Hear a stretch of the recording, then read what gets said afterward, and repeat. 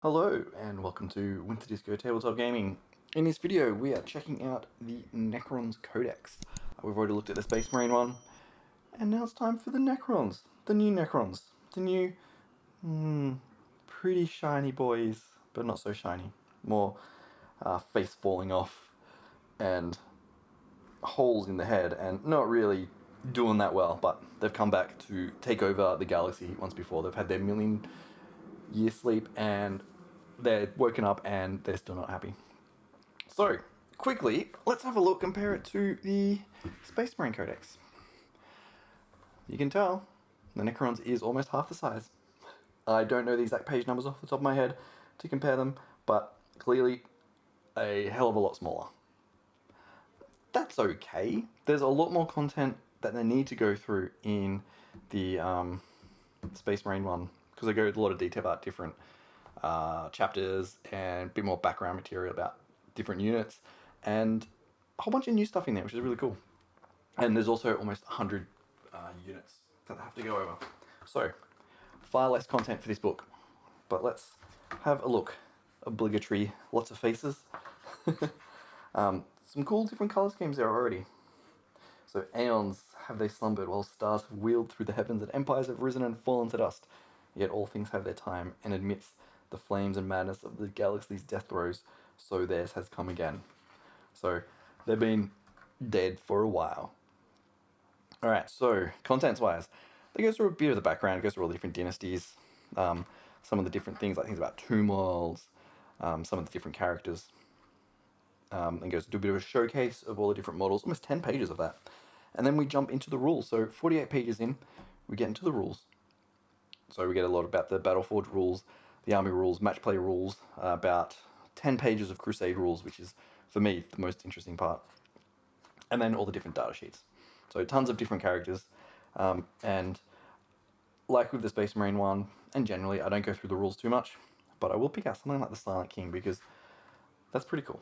We've all seen the rules for the Silent King. If you haven't, you can check it out on the Warhammer community website. But it's very cool. It's just like, he's a beast. And there he is there. Massive beast. And I can't grab the box because it's under a whole bunch of other boxes. We're unboxing that very soon. I'm very excited. So, some cool art, the cover art. Looks like this is the same format that they're going with every codex. Basically, contents, introduction, this double spread with some text. This is what they did in the Space Marine one, so this is the cover. I think that's really cool. And I love the new Cryptek Doomstalkers and Reanimators. I love that creepy, long-legged War of the Worlds design, so excited to get my hands on those. So it goes through a bit of their background, so particularly the War in Heaven, and then basically how that happened and how they became from biological, organic creatures into metal men, metal zombies. That's what I like. Yeah, and then they go on again about how they don't stop, can't stop. More about their technology. So they're very powerful technology-wise. They can do things that other people can't. I mean, they mastered the Blackstone.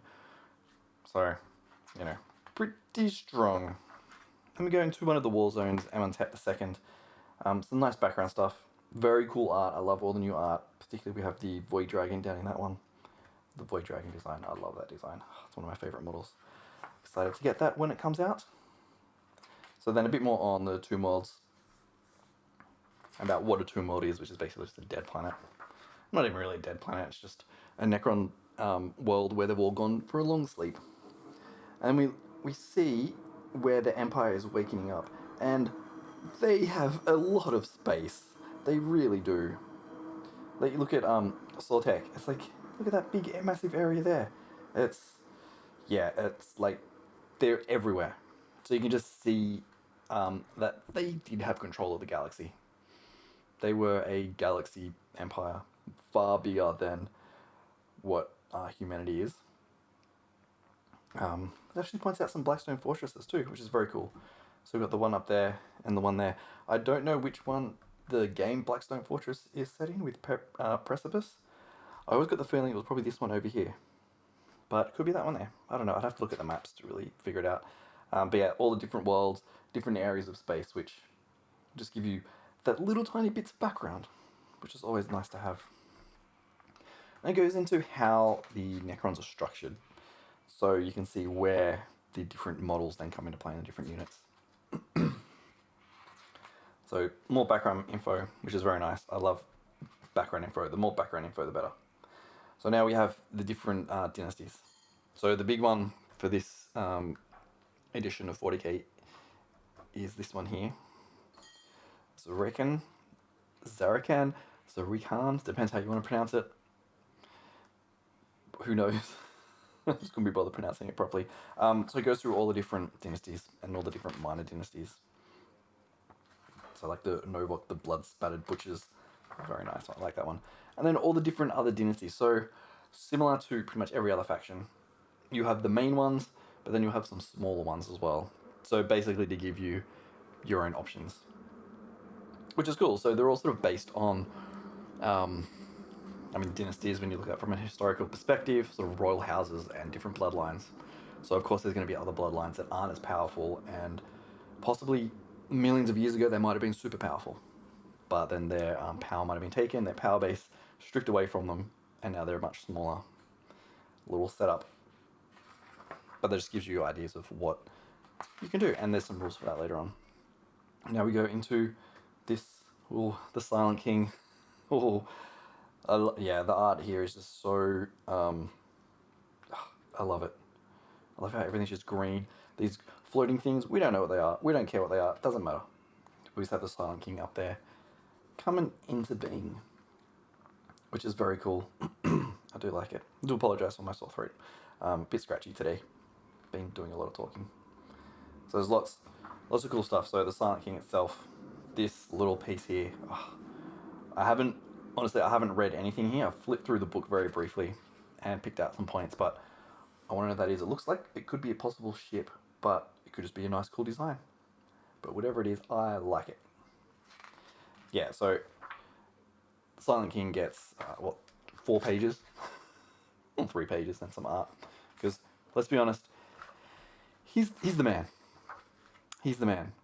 He would see the Emperor and just be, that's just another dude. Whatever, just another upstart that be able to deal with very quickly. And when we get to the rules, I think we'll have a look at the Silent King specifically, and we can see that. Yeah, it's pretty beefy boy. So got some the new model as well for the Luminor Zeras. Very, very cool model. It's one of my favorite models that they put out. And we got some other characters, which is fine. I mean, we got the dabbing Necron, the Lord of the Dab, and then it starts to go into all the different models, so all the different dynasties and how to paint them up. And again, it stresses it here, dynasties uncounted, and that gives you an idea. It's like, you can paint them however you want. You're not restricted to whatever's in the rules, or the law. So then we start to get in all the models, some new models, some old models. So we've got some of the new models here. The Ophidian Destroyers, which at time of recording are not out. They will be out very shortly. Scorpec Destroyers, the Hexmarks Destroyer. Still excited to get my hand on that one. Haven't got it yet, but one day soon. Hopefully, when I have it, there will be an unboxing on this channel. Definitely will be. The Silent King, look at it. It's beautiful. There's so much. Oh. Definitely check out the channel. This will probably open and unbox. It'll be a live stream, so that should be recorded and put online on the channel. So that'd be cool to look at, and a whole bunch of other models, like more new stuff that not even out yet, like the new Monolith, which looks gorgeous. The Void Dragon, oh my boy, my pretty boy. Yes, as you can tell, I'm not. It's not that I'm a Necron fanboy. I'm really not. It is that I love the design choices that they make and the direction that they've gone. It's just so good. So now we get into the rules. So as usual, have a look. We can see, this part here is all the background, and then we go into the rules. To give you an idea, definitely not as much background as there is in the Space Marine Codex, but that's fine. It is what it is. I mean, I think you always expect the Space Marine Codex to be bigger. Then probably followed by that would be Chaos Space Marines. I just think that's the nature of it. So Battleforge rules, Army rules, Match Play rules, Crusade rules, excellent rules. I love the Crusade rules. And then goes through just pretty much standard, what you expect. So I won't go through much into the rules itself. You do have what's called the Dynastic Codes. So these are what you get for each of the different dynasties. So you, like with Novok, you take Awakened by Murder. So if you do take a Novok Dynasty keyword, this is what you'll get, like add 1 to charge rolls. Each time the model with this code makes a melee attack, if that model's unit has a charge move or charge performed, blah blah blah blah blah, your attack's increased by 1. Armor penetration, sorry, that attack is increased by 1. Yeah, and then you have these things called protocols, which will come up in a little bit. So, you know, each of them get their own. Then you have, just like the Space Marine one, you do get your own rule choices. So, you get to choose 2, I think it is.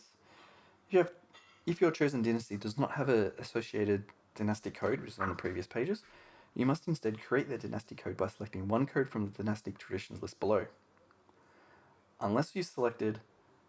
Oh, my eyes just went cross-eyed then. Unless you selected the Vassal Kingdom dynastic code, you can then select 1 additional code from the Circumstances of Awakening list. So you choose 1 from dynastic traditions and 1 from the Circumstances of Awakening. So let's randomly pick one. I'm not looking at the page at the moment. We're going to go that one and that one. So they're Contemptuous of the code. Each time a model with this code makes an attack against a character unit, you add 1 to the attack hit roll, so make it better to hit characters.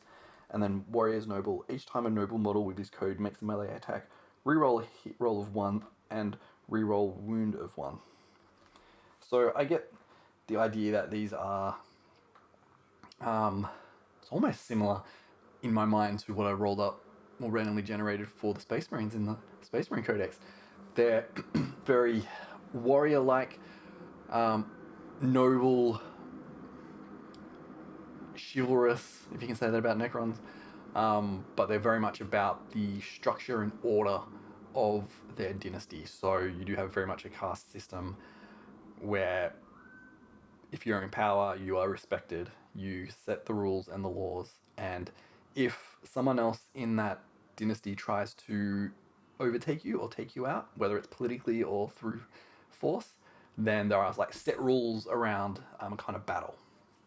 So you'll have the the 2 high up people fight each other in a duel. That's the impression that I get from those. But then you can pick other ones. So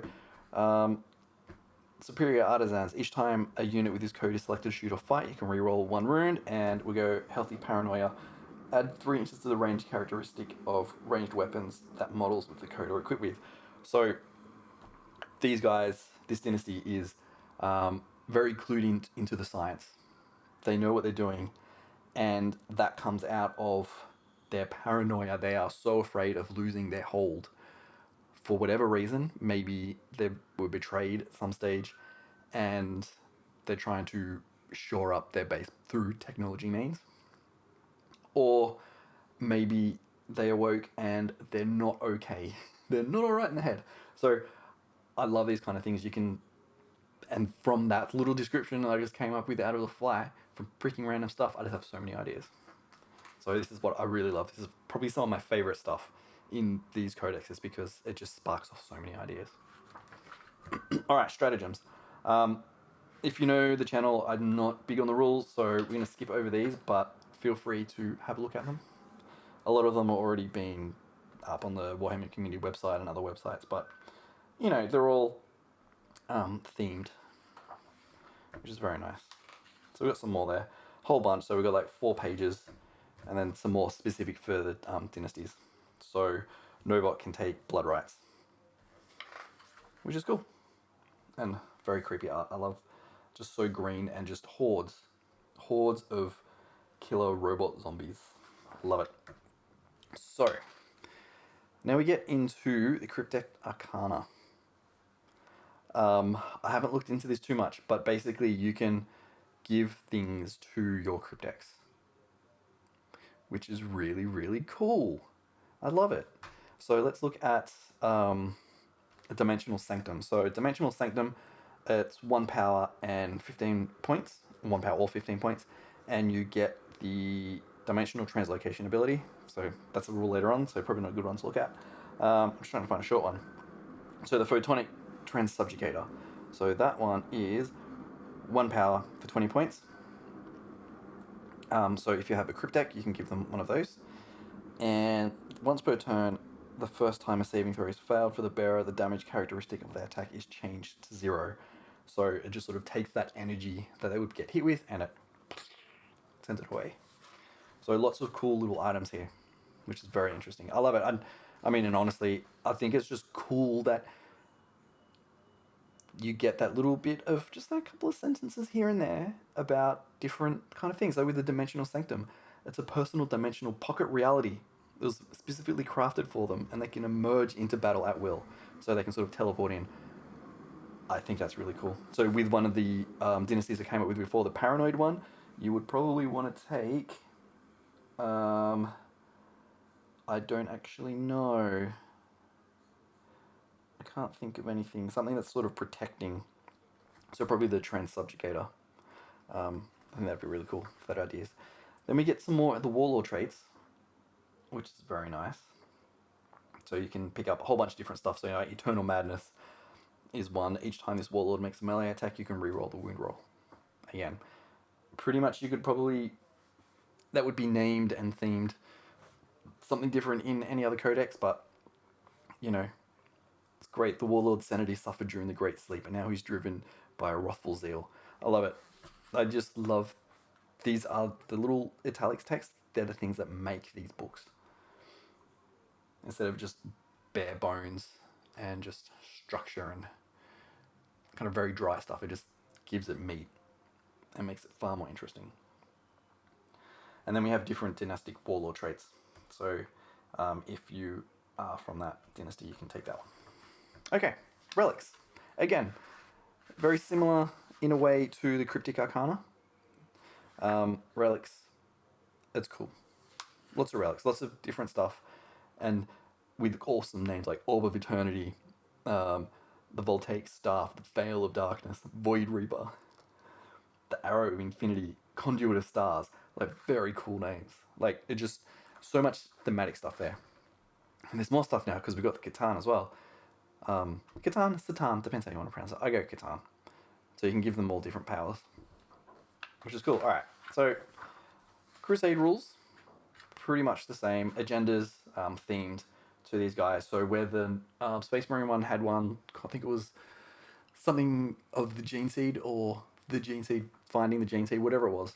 You set up a bonus objective marker, and if you get to that point, you basically, the idea is like a great hero of your chapter has fallen, and you need to get that Gene Seed back. So you take an apothecary with you, and you go in and you do it. And one of the bonus objectives is to go and get that Gene Seed back. Pretty cool.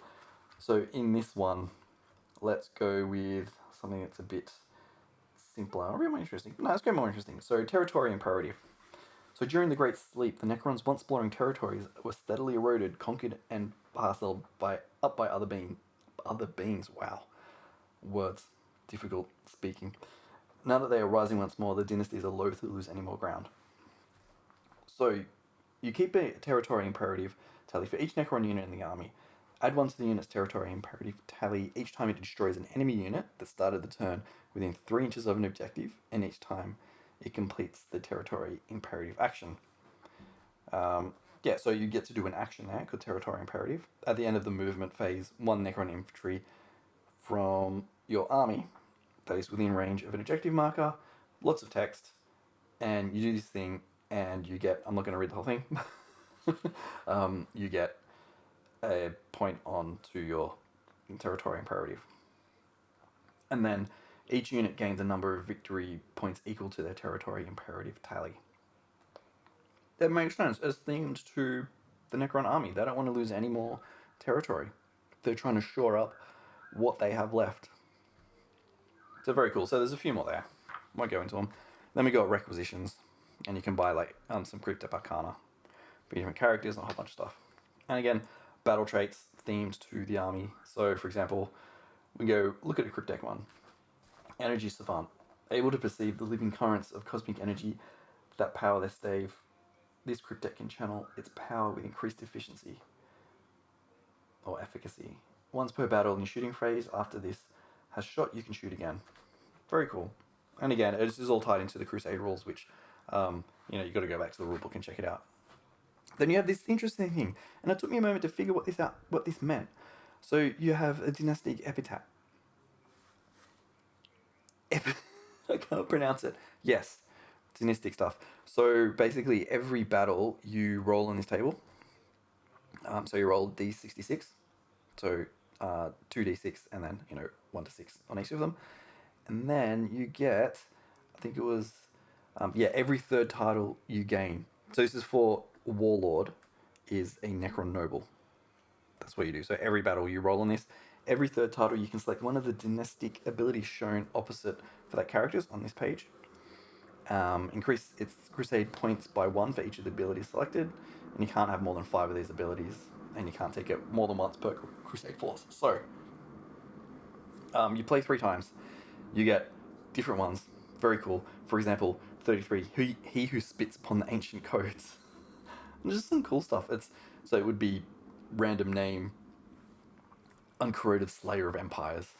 All about different titles.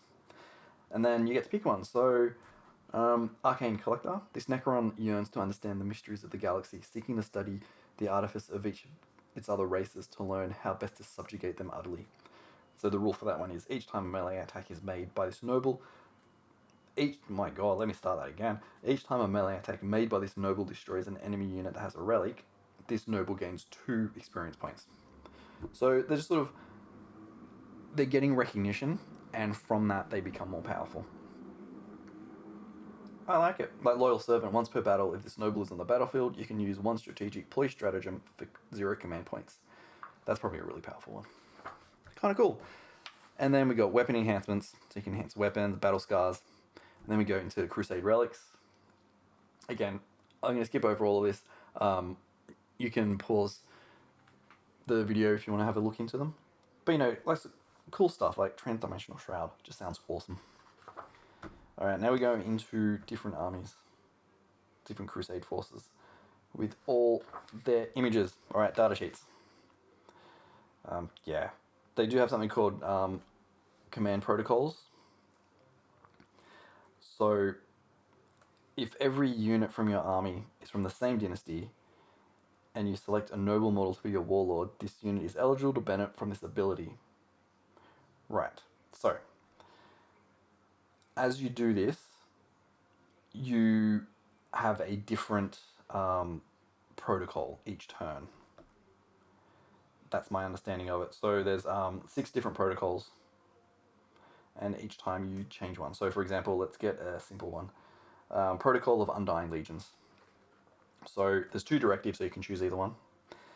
Directive 1, each time this unit uses Living Metal ability, each model in this unit regains 1 additional lost wound, or each time you make a reanimation protocol roll for this unit, you can reroll 1 of the dice. It's just adding a bit more, I don't know if it's strategy or tactics. Tactics are the great granular things, and strategies overall one, or is it the other way around? I can never remember. I think it's adding to the overall strategy. So I think you select them first, and then it goes through. So it's almost like this is preordained or pre-programmed into the army. So it goes through. So you could choose like 1, 5, 2, 4, but it has to be in that order, as you can see up here. In this example, they've chosen 2, 3, 5, 4, 1, but it has to be in that order. They can't change that. So it requires a bit of planning up front and knowing your opposition.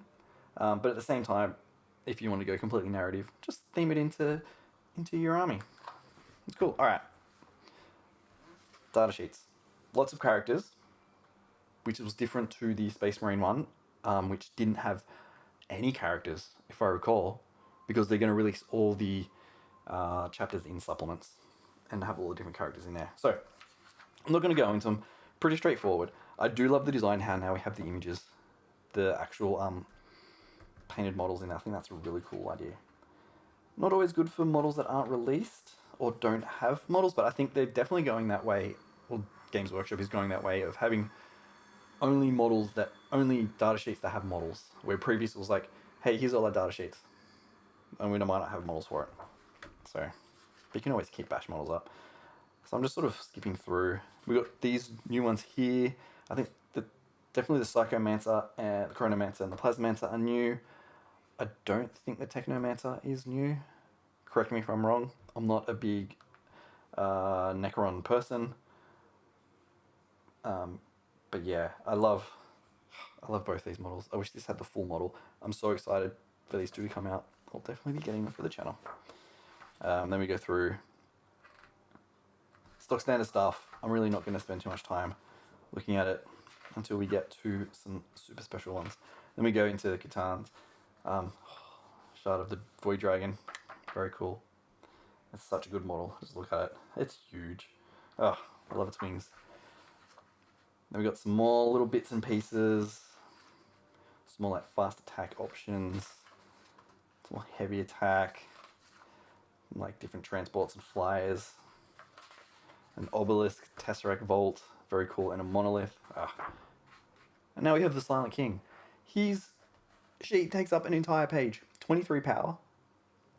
Let's actually see how much he costs. We'll do a little bit of a cheeky little look at points. So we need to find. We'll come back to the rules. Don't worry. I just want to see how much he costs in points. Lords of War. The Silent King. 450 points. 450. Yep. Taking a 1,000-point army. It's half your army gone. But it just shows you just all the rules. Just so much stuff. And they target every single phase of the game. Because this guy is the boss of the galaxy. And at the end of the day, far more important than the Emperor. Yes, I'm a filthy heretic. Take me down. Fight me. But the Silent King is far more important. He was able to completely conquer the galaxy. And be in complete control. And kill gods. His race of people were able to kill and enslave gods. So, kind of a big deal. Did the Emperor do that? No, he did not. So, I'd love to see the Silent King and the Emperor have a fight. So he's probably come back thinking, oh, who are these humans? Who are these? What is this? Tiny little flesh bags. Yeah, so he's super, super powerful and very impressive model. I don't think it's the best model of the new range. I think the Shard of the Void Dragon is the best model. But very impressive.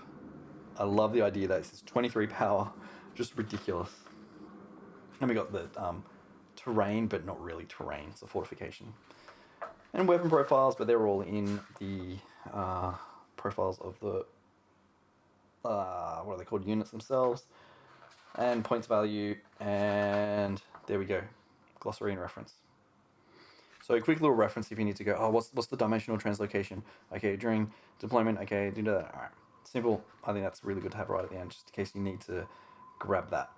Just in case you have a moment and you've forgotten what the reanimation protocols are. So there we go.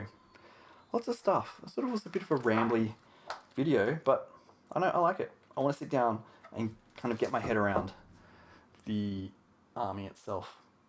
So we're running up to about, let's say 28, 29 minutes. So that's about right for this kind of review. So let me know what you think. What do you like? What do you don't like? If you want me to go through the Crusade rules in a bit more detail, let me know. I'll definitely do that. But like I've said, I'm not a rules player. I'm not really a player of the game. I collect the models and love the lore and all the art and all that stuff. So there you go. And painting and all that stuff. I love that aspect of the hobby, not the actual playing. So the rules are like, I don't really particularly care too much. But yeah, if you want me to do some focus on the rules, let me know. So that's it. I'm very excited for some more codexes coming out. We do have some of the Space Marine supplements coming out. We also have the Death Guard one, which I think 3 supplements. Let's see if I can remember. Blood Angels, Space Wolves, Death Watch. And I don't think there's another one. I don't think so. But also the Death Guard Codex. I'm pretty sure they're coming out this year. I think that's Games Workshop's plan. Or at least I think that's what they said. That maybe I'm just making that up. Alright, I'm going to cut this video off. But thank you for watching. Definitely subscribe because we're going to get the codexes and supplements. And I got tons more models to unbox. Let's have a look. Oh my god. Oh. We've got a Fire Strike. We've got an ATV. We've got the Cryptek Doomstalker. And we have Ooh. Ooh. Yes. Zarak the Silent King. Very cool. They will be coming on the channel. So, be subscribed, hit that bell so you get it, and all that good stuff. That's it. I'm out. Thanks for watching, and I will see you in the next video.